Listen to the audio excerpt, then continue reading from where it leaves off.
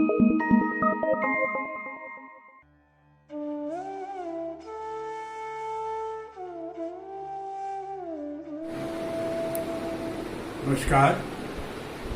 मैं अपना परिचय दे रहा हूं। मेरे दो नाम हैं। ओंकार राही नाम मेरा साहित्य क्षेत्र का नाम है और इसी नाम से मैं कभी कभी पेंटिंग्स भी बना लेता हूं। पूरा नाम ओंकार चंद्र शर्मा है और उस नाम से मैं शॉर्ट फॉर्म में ओसी शर्मा जाना जाता हूं। 1964 में आईपीएस में आने के बाद मैं मध्य प्रदेश के डायरेक्टर जनरल पद से रिटायर हुआ हूं। बचपन से मुझे पेंटिंग करने का शौक था।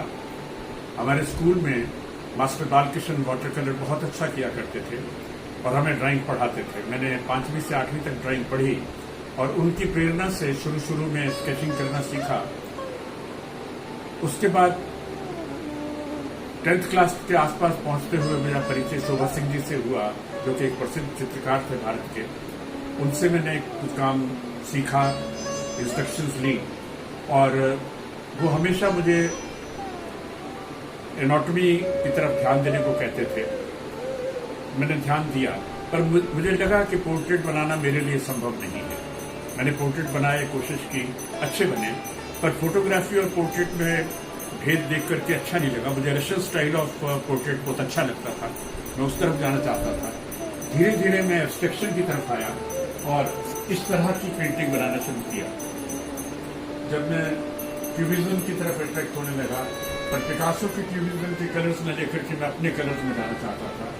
उसके बाद ट्यूब से कुछ पेंटिंग्स करना शुरू की, जिसमें मैं ब्रश और नाइफ का बिल्कुल इस्तेमाल नहीं करता था। इसी तरह से कुछ ऐसे एब्स्ट्रैक्शन किए जिसमें कलर का प्रयोग, डार्क कलर का प्रयोग किया जा सके और डार्क कलर में कुछ ऐसे प्रोजेक्शन दिए जा सके कि फिगर नजर आए जा करके। जैसे बर्थ पैंग नाम से ये पेंटिंग मैंने बनाई थी। इस पेंटिंग में आप देखेंगे कि दोनों टांगे जो है शायद कटी हुई नजर आती हैं, वस्तुतः ये कटी हुई नहीं है, बल्कि इस ढंग से उठाया गया है कि उठाने वाले के हाथ नजर नहीं आ रहे। पर इस तरह की पेंटिंग के अलावा जब मुझे लगा कि मैं कुछ और ढंग की पेंटिंग करूं, तो कुछ लैंडस्केप बनाने की तरफ रुचि पैदा हुई। लैंडस्केप में मन लगाता था कुछ समय बिताने के लिए, कुछ अपने मन को शांति देने के लिए। पर मुझे लगता था कि लैंडस्केप फोटोग्राफिक नहीं होने चाहिए, कैलेंडर टाइप नहीं होने चाहिए। मैं उनमें अपनी तरह के रंग यूज करता रहा।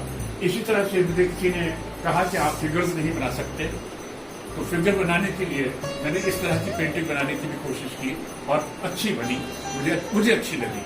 अब मेरा काम दूसरे को कैसा लगता है, मेरी इसमें कोई रुचि नहीं है, पर मैं अपने तसल्ली के लिए पेंटिंग करता हूँ। कुछ एग्जीबिशंस में लोग मेरी पेंटिंग लेकर के गए, जैसे बाइनल इंडिया हुआ, इस तरह के एग्जीबिशंस ललित कला अकेडमी में हुए, उनमें कुछ पेंटिंग लेकर के लिए मुझे प्रशंसा मिली, अच्छा लगा। पर मेरा जीवन का उद्देश्य कुछ और था। मैं कलाकारों को प्रोत्साहित करना चाहता था और जिंदगी भर करता रहा। मध्य प्रदेश में पुलिस अधिकारी होते हुए मैंने पुलिस में कर्मचारियों की पेंटिंग्स की और क्राफ्ट की और स्कल्पचर की एग्जीबिशंस कराई, लोगों को आगे बढ़ाने की कोशिश की। एम.आई. शेख जैसे कलाकार को आगे बढ़ाया, जो कि हुसैन के साथ के कलाकार थे। उनकी पेंटिंग्स की कोई इज्जत नहीं करता था, जबकि उनका वाटर कलर इतना सुपीरियर होता था कि उसको देख करके मन खुश हो जाता था। पर मैं मूलतः एक कवि हूँ, एक राइटर हूँ। मेरे 8 उपन्यास छपे हैं, काव्य संग्रह हिंदी में छपे हैं। अंग्रेजी में मेरी 8 कॉफी टेबल बुक्स हैं, जिसमें सबसे प्रसिद्ध बुक मेरी है खजुराहो अननोन। अगर आप ओंकार राही बुक्स गूगल में जाएंगे तो खजुराहो अननोन एक बहुत बड़ी 480 पेज की किताब है। इसके अलावा Kangra school of painting, growth and tradition of Pahari miniature painting, Rasamanjari paintings of Asholi, then Devi Shakta cult paintings, Raga and Ragini paintings पे किताबें छप चुकी हैं। लॉर्ड शिवा को लेकर के मेरे पास 190 पेंटिंग्स की कलेक्शन दुनिया भर के अलग अलग म्यूजियम से मिनिएचर्स की है। 9700 मिनिएचर के इमेजेस मैंने कलेक्ट किए हैं सारे दुनिया भर के म्यूजियम से। उसके लिए जो कुछ भी मुझे देना पड़ा, पैसा खर्च करना पड़ा, मैंने वो अपने सुख के लिए किए हैं। पर उसके साथ ही मेरा एक उद्देश्य है कि एक ऐसा भविष्य आएगा जब इन पेंटिंग्स को आगे वाली जनरेशंस देखना चाहेंगी। मैं उनके लिए ये पेंटिंग्स इकट्ठा करना चाहता हूँ। एक बहुत बड़ी किताबों की लाइब्रेरी मेरे घर में है। उस लाइब्रेरी में दुनिया भर के कलाकारों की कॉफी टेबल बुक्स पेंटिंग्स मेरे पास हैं। कोई भी आदमी कोई भी पेंटिंग स्टडी करना चाहे कर सकता है। मेरे यहाँ बड़े बड़े आर्टिस्ट आते हैं, कोई चिल्ली से आता है, कोई रशिया से आता है। मेरा पोर्ट्रेट आकर के रशिया से एलिना फेडोरोवस्काया ने आकर के बनाया था। ये पोर्ट्रेट एलिना फेडोरोवस्काया का बना हुआ है। और इस तरह से दूसरे आर्टिस्ट आते थे। मेरे पास कुछ बड़े बड़े आर्टिस्टों की पेंटिंग्स हैं, जिससे शिकागो आर्ट गैलरी द्वारा मुझे एक पेंटिंग गिफ्ट की गई थी विल स्ट्रीट नाम से। ये फेनिंगर की पेंटिंग है। इसके मेरी रुचि जो है एक ऐसे घर में रहने की थी जहां पेंटिंग्स किताबें हो, और वो घर मेरे पास है। मैं उससे प्रसन्न हूं। मैं चाहता हूं कि हर कलाकार अपने आप को आर्ट में एक्सप्रेस करना चाहे, आर्ट में जिए, पर उसके अलावा उसके रोजी रोटी के साधन भी होने चाहिए। जैसे मैंने जिंदगी भर पुलिस की नौकरी करके अपने आप को उच्चतम पद पर भी पहुंचाया, उसके साथ मेरी हॉबीज बनी रही। मेरी भाषा विज्ञान की किताबें हैं, खड़ी बोली कसरूप, जो कि हिंदुस्तान की हर यूनिवर्सिटी में एमए क्लास में पढ़ाई जाती हैं। शब यात्रा नावल मेरा पहला नावल है जिसने किसी भी इंडियन और इंटरनेशनल न्यूज़पेपर में एडिटोरियल अट्रैक्ट किया। मेरी किताब का 1971 में छपी थी। उसका फ्रीडम एट मिडनाइट जो 1975 में छपी, उसके साथ कंपैरिजन किया गया और मेरी किताब को ज्यादा महत्व दिया गया। बड़े बड़े प्रकाशनों ने मुझे छापा, मुझे बहुत खुशी है। नेशनल पब्लिशिंग हाउस या अक्षर प्रकाशन जैसे प्रकाशनों का मुझे सहारा मिला। मैं आप सबके लिए अपनी शुभकामनाएं देता हूं। कला मित्र के लिए और Devli college of arts and craft के लिए मेरे हृदय से बधाई। उन्होंने बहुत अच्छा काम किया है। देश विदेश के कलाकारों को आगे बढ़ाने के लिए जो कार्य किया जा रहा है उसके लिए बधाई।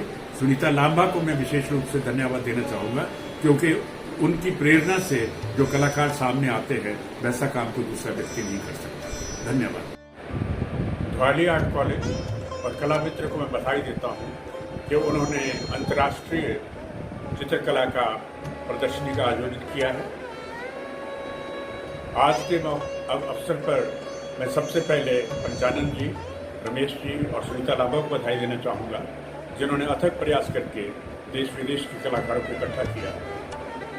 मैं मूलतः पेंटर नहीं हूँ, एक IPS ऑफिसर रहा हूँ, पर इस सब के बावजूद 11 साल की उम्र से मैं कला से जुड़ा हूँ।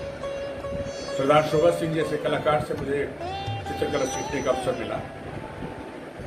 मैं उनसे इंस्पायर्ड हुआ, पर उनकी चित्रकला में मुझे एनाटॉमी के दोष नजर आने लगे और मैं निर्वाक हमेशा ये कहता रहा कि उनकी चित्रकला में ये दोष है।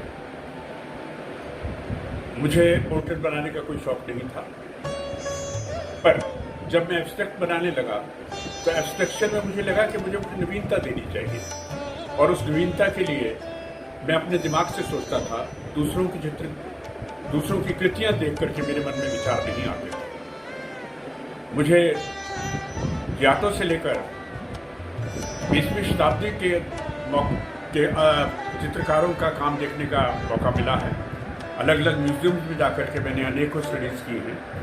मेरे द्वारा लिखी गई खुजराहो अननोन जैसी किताब विश्व स्तर पर मान्य हुई। मेरे द्वारा कॉफी टेबल बुक्स जो पेंटिंग्स के लिए बनाई गई, उन पुस्तकों को पिटवा दीजिए।